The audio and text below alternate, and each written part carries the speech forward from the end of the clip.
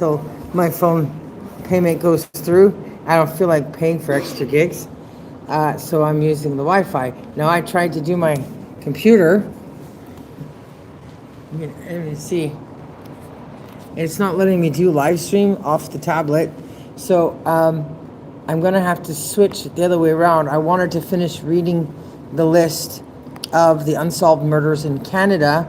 I left off at finishing all of the names from that Wikipedia link I shared with all of you guys in the 20th century to the 21st century where I'm now at. So now I have to scroll down the list again to find where the 21st century starts. So just give me a second here. By the way, thanks for tuning in to Canada and Let's Talk Crime. I am tucked away here in the corner at the library, which actually looks like a good spot. I might return here. Save me the gigs. I'm just not sure about my laptop. Maybe I need to bring the other one. And this one's pretty full. Okay, I'm still scrolling down the list that we've read through. Oh, there it is. 21st century. So we're going to read the victims. Now, I could read all the details, but that would take me bloody forever. My goal is just to say the names of all the dead out loud so that people can be educated in knowing how many are gone and how many are unsolved and how many are reported missing on a daily basis, to show you how overwhelmed our legal system is, our police force is, because it's not just missing people, it's other crimes too. So it is literally impossible for them to stay on top of all of that. We don't have our own personal FBIs or CIAs or all that fancy stuff we have on television that you see, and nothing gets wrapped up in an hour like you see on television most of the time. That's not to say it never happens. It does happen, and those are good days and good cases. Now, I want to continue to make sure all the names get said because everybody deserves to be heard. Their souls all deserve closure and to have some rest. So I will continue to work with other people, connect to other people who have their own list of names, who have done their own thesis and stuff. So on with the name of the victims. I will leave out the information about all of the victims. I'll just say the names. There might be down the road another reason to share the names of all of them. So in 2007, you have Glenn Brian Bourgeois, 37, who went missing in Halifax, Nova Scotia. I got to figure out how to scroll down now. And then you have 2002, Donna Marie Cassian, 20, Saskatoon, Saskatchewan. 2005, Sherry Lee Hiltz, 44, Kamloops, British Columbia. 2007, Diane Gloria Paul, 54, Dauphin, Manitoba. 2007, Vanessa Lynn Louise Brouillet, 17, Winnipeg, Manitoba. 2002, John Francis Al Cuyo, 31, Timberlea, Nova Scotia. 2005, Melanie Dawn Geddes, 24, Regina, Saskatchewan. 2011, Valerie LeBlanc, 18, Gatineau, Quebec. If I could just read all the details of everything. This girl from Gatineau, Quebec was a student. A group of teenagers came across her body around 1 p.m., so in the middle of the afternoon. They actually thought it was a mannequin used by college police education program. Like, how embarrassing is that? Oh, yeah, it's just, yeah, it's because it's noisy for me too, right? I didn't come in here on purpose. It's just not working out there. See, already, it's okay for them to make noise, but it's not okay for me to do this with you guys. But the dead are more important than the volume of the library. 2008, Brianna Danielle Torvalson, 21, Edmonton, Alberta. 2011, Graham Thomas and Jason Chapman, 35 and 31, Ontario. Anyways, I was just saying, how could people be so insensitive as to think that somebody that's passed away that you find lying on the ground isn't real? I just can't imagine the objective of the person viewing that. 2007, Angel Edna Karlik, 19 to 20 years of age, Whitehorse, Yukon. 2005, Cynthia Kujik, 35, Montreal, Quebec. 2008, Lindsay Buziak, 24, Saanich, British Columbia.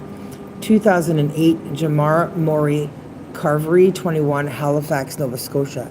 2020, O'Neill C.S. Williams, 23, Montreal, Quebec. 2012, Bernadine Leanne Quezens, 36, Saskatchewan, Highway 16. Now, I have driven that highway. Just go through the lost lives that were found on that highway. God knows how long they were forgotten and left there before they were found. I just needed to drive through that and experience it for myself. It was very spooky. It's a very dead zone, very easy place to be discarding people that have been killed, and nobody noticed because there's such huge stretches of emptiness. It's vast farmland, like there's just nothing for miles, like running out of gas, having no place to sleep. It's not funny in that kind of dark at night. So the next, 2011, Paul Frappier, he was also known as Bad News Brown, 33, Montreal, Quebec. 2005, Melissa Ivy Chaboye, 35, Thompson, Manitoba. 2008, Willeen Wah Ying Chong, 76, Vancouver, British Columbia. It's crazy the differences of the age from as young as 5 and as old as 85. And like, I just don't understand what's going on in the heads of people that are targeting people that are 76 and 85 years old. That's one of the things that snapped my straw. When I was living in Gatineau, there was a robbery of a woman who was in her 80s. Like, she's in her 80s. They break into her house and leave her for dead. Like, what are you people thinking? And this is Canada, right? And we think we're good people and this is a safe place to be. Like, literally, it's like alien invasions. Like, yeah. Anyways, I just feel it's necessary to do this Let's Talk Crime thing, because the more we know about it, the more we can do something about it by sharing the information and just knowing about it. 2014, Tina Fontaine, 15, Winnipeg, Manitoba. 2009, Tanya Jean Brooks, 36, Halifax, Nova Scotia. 2017, Michael Widner, 39, Port Renfrew, British Columbia. 2007, Eric Boating, 21, Toronto, Ontario. 2001 to 2002, Laura Lee Cross, so they're not exactly sure, somewhere in that year. She was 33 to 34 years of age. She went missing in Dartmouth, Nova Scotia. She was reported missing for over a year, and just her skeletal remains were found. Just nasty. 2010, Nicole Rizzuto, 86, Montreal, Quebec. 2010, Sultan Daly, 20, Parkdale, Ontario. 2005, Samantha Taylene Berg, 19, Edmonton, Alberta. 2010, Amber Tukuru, 20, Edmonton, Alberta. 2005, Leon Anthony Adams, 32, Halifax, Nova Scotia. 2001, Cecile Hines, 33, Rexdale, Ontario. 2012, Ranjit Jima, 43, Vancouver, British Columbia. 2013, Lisa Ann Zelke Elek, 41, Surrey, British Columbia. 2016, Christian Sierra, 28, Rexdale, Ontario. 2002, Fuvong Foma Viset, 26, Richmond, British Columbia. 2006 to 2007, Marie Lynn Lasasse, 19, Saskatoon, Saskatchewan.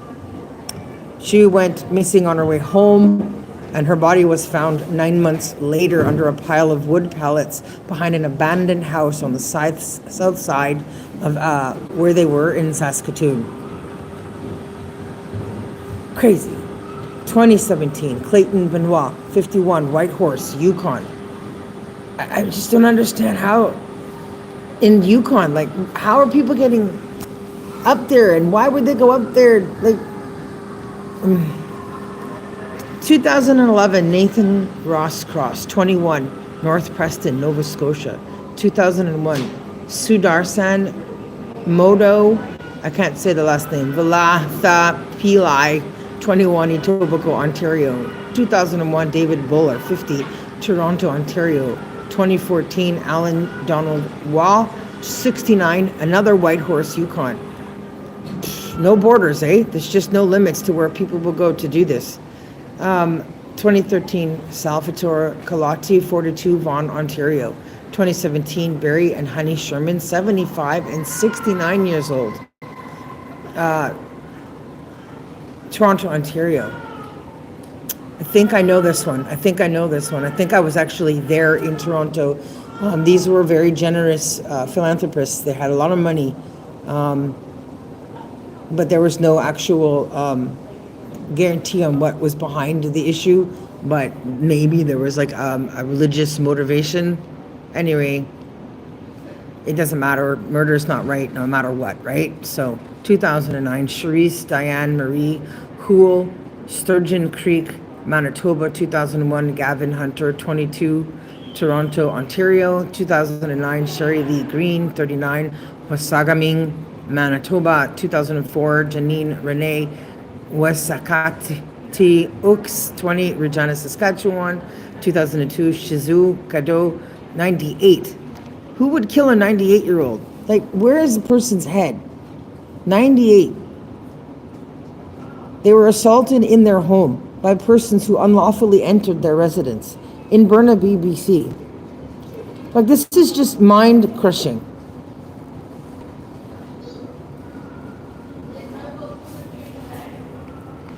(2006) Evan Garber, 59, Vancouver, British Columbia. 2010, Albert Kiwi, 24. 2004, this is the last one from this list of single victims off this Wikipedia link. 2004, Shayna Lee Labatt, and I'll read hers because she's the last one. Shayna's body was found in Mission Flats Park in the morning of March 23rd, 2004. She was a corner hooker, I guess, just street girl. Nonetheless, she's still a person, has a life, probably had kids, family. It's just not right that we have all these unsolved crimes and that it's all brushed under the rugs. Nobody talks about it. Nobody mentions it. Nobody says the names, and everybody thinks we're safe, and people are wondering where all the Canadians went. Well, I'm going to keep answering the question of where all the Canadians went, but answer simply that they're dead. And stopping the fentanyl now, or cutting back on it, is not going to be enough. You just need to stop making it, period. So I will gather a list of all of the people that have passed away from fentanyl in the last decade, basically focusing on Justin's era. And I'm also going to try to collect names or information as I can about the MAID, since it's been active. So it went from 3,000 people who took their lives the first year in MAID, which is probably relevantly normal number for people that are at end of life, pain and suffering, that have terminal diseases. But when it jumps up to 15,000 in a year and these people are not terminally ill with something, there is now something really, really wrong psychologically in our system, in our healthcare system, to say that it's okay for a person that is Canadian that just feels depressed about their state of welfare, poverty, class of living, to say, well, I just don't want to be here because I can't afford to ever leave Canada and go see any other place on earth and meet new people that may love me and find a better life. It's not okay to do that. That is still a form of murder. And releasing people who've committed super heinous crimes, strangling and burning bodies, is wrong. They should be sentenced to death, never mind life in prison. But to re-release them back into the same society, and you wonder why we're continuing to see these crimes, is crazy. So that list is done.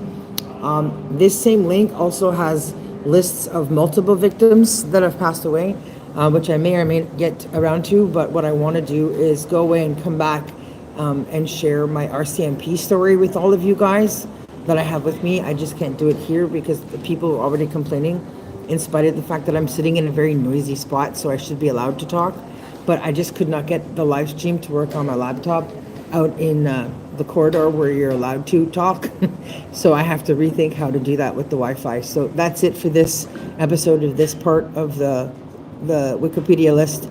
I will be back with more of Let's Talk About Crime and the names of missing and murdered unsolved victims in Canada, to let everybody know everywhere what's going on, and that it's not so safe. So be careful, guys. Peace out. Stay warm, stay safe. Stay alive. Keep your eyes closed on everybody that you love. Have a good night. Bye.